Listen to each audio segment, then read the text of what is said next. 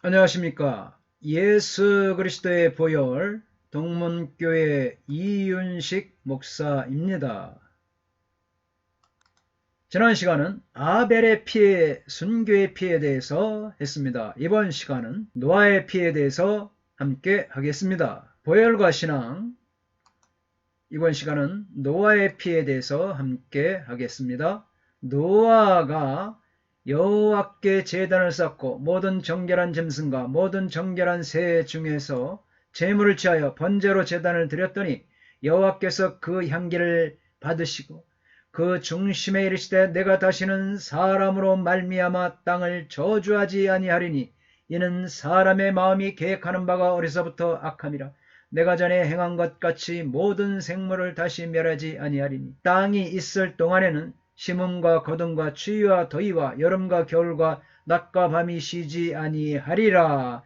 창세기 8장 20절로 22절입니다.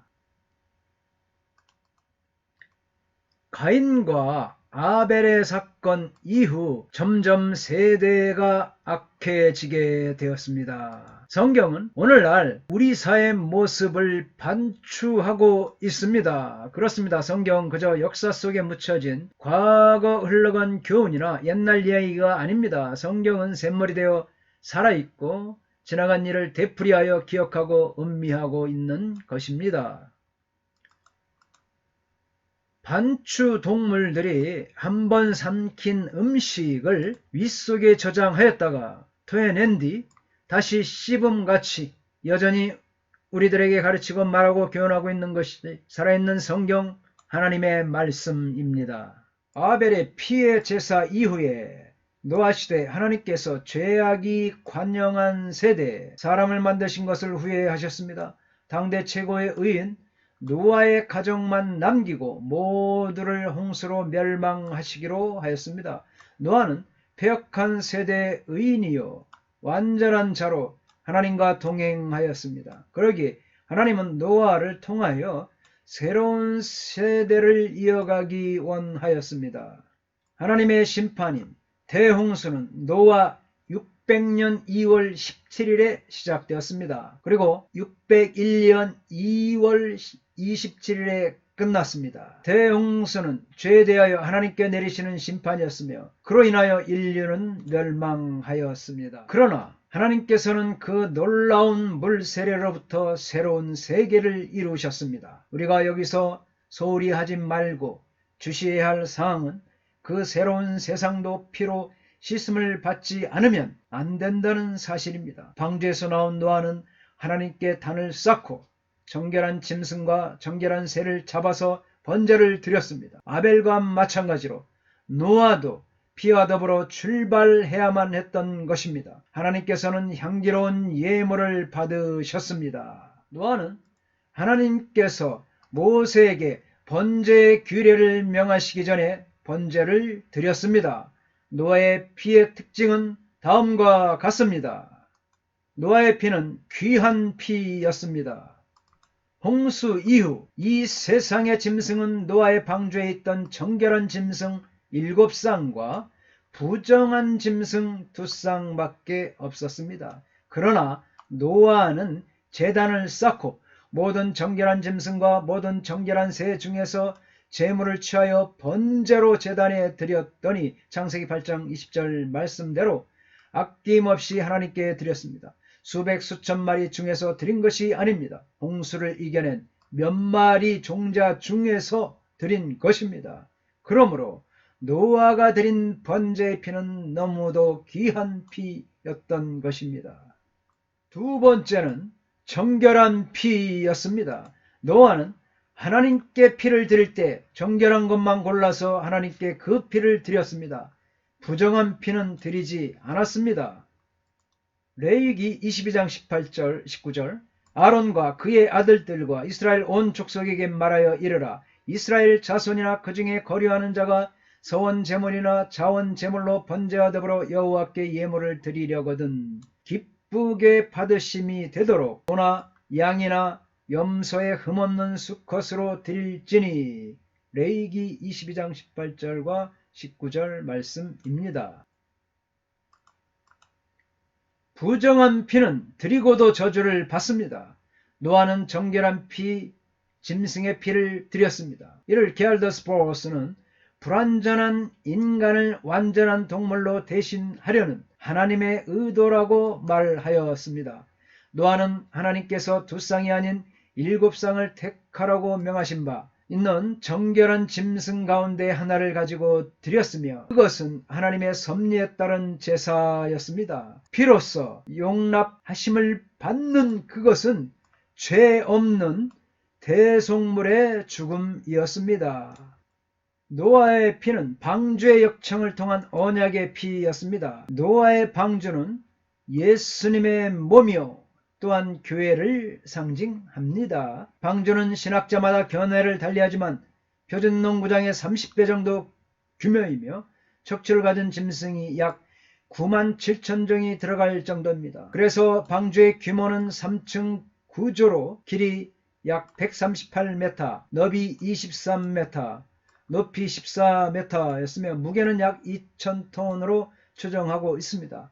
이런 방대한 크기의 방주를 하나님은 역청을 통해서 안팎을 칠하라고 하였습니다. 창세기 6장 14절에 너는 고페른 나무로 너를 위하여 방주를 만들되 그 안에서 칸들을 막고 역청을 그 안팎에 칠하라.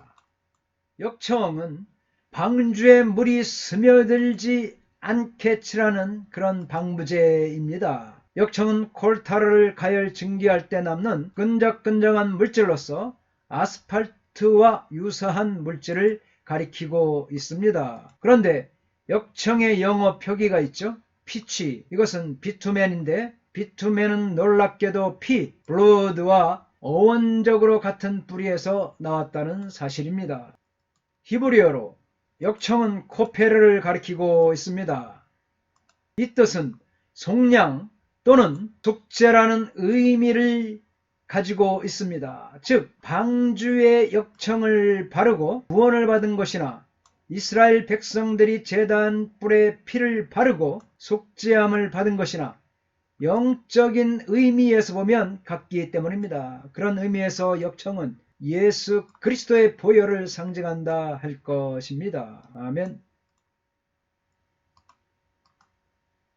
방주에 물이 들어올 수 없도록 안팎으로 역청을 바른 다음 홍수로부터 노아와 그 안에 있는 모든 생명체는 구원을 받을 수 있었습니다. 이것은 자기 피로 교회를 세우시고 그 교회를 통하여 생명을 주시는 언약의 피인 것입니다. 노아의 방주에 따른 역청은 생명을 살리는 예수님의 보배로운 피가 홍건히 발려져 있는 예표인 것입니다. 교회는 피가 있어야 합니다. 교회는 예수님의 보혈로 인한 것이기 때문입니다.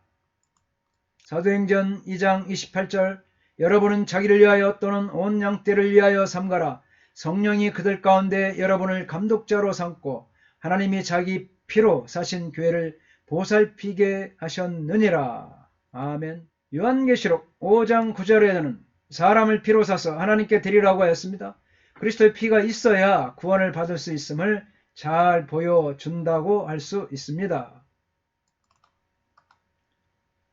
요한계시록 5장 9절 말씀에 그들이 새 노래로 불러 이르되 두루마기를 가지시고 그 인봉을 떼기에 합당하시도다.